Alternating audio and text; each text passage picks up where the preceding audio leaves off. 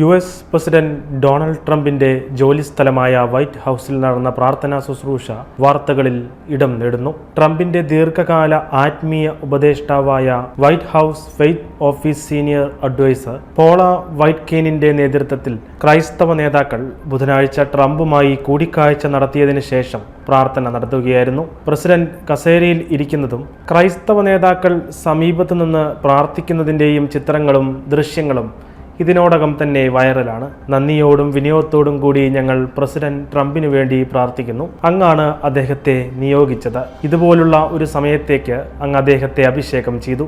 നീതിയുടെയും സത്യത്തിന്റെയും സ്നേഹത്തിന്റെയും അർത്ഥത്തിൽ കാര്യങ്ങൾ മുന്നോട്ട് കൊണ്ടുപോകാൻ യേശുവിന്റെ രക്തത്താൽ പ്രസിഡന്റിനെ മൂടി ശക്തിപ്പെടുത്തണമെന്ന് അപേക്ഷിക്കുന്നു. ഇതായിരുന്നു ആമുഖ പ്രാർത്ഥന.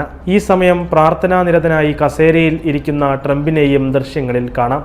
National Hispanic Christian Leadership Conference കൂട്ടായ്മയിലെ സാമുവൽ റോഡ്രിഗസ്, ഡാളസിലെ ഫസ്റ്റ് ബാപ്റ്റിസ്റ്റ് ചർച്ചിലെ റോബർട്ട് ജെഫ്രസ്, അലബാമ ആസ്ഥാനമായുള്ള മൾട്ടി ക്യാമ്പസ് പാത്വേ ചർച്ചിലെ ട്രാവിസ് ജോൺസൺ, വാൾ ബിൽഡേഴ്സിലെ ഡേവിഡ് ബാർട്ടൺ, മുൻ പ്രസിഡന്റ് സ്ഥാനാർത്ഥിയും ദീർഘകാല സോഷ്യൽ കൺസർവേറ്റീവ് ആക്ടിവിസ്റ്റുമായ Gary Bauer, Center for Baptist ലീഡർഷിപ്പിന്റെ എക്സിക്യൂട്ടീവ് ഡയറക്ടർ വില്യം വോൾഫ് എന്നിവർ ഉൾപ്പെടെയുള്ളവർ പ്രാർത്ഥനയിൽ ഭാഗഭാക്കായി.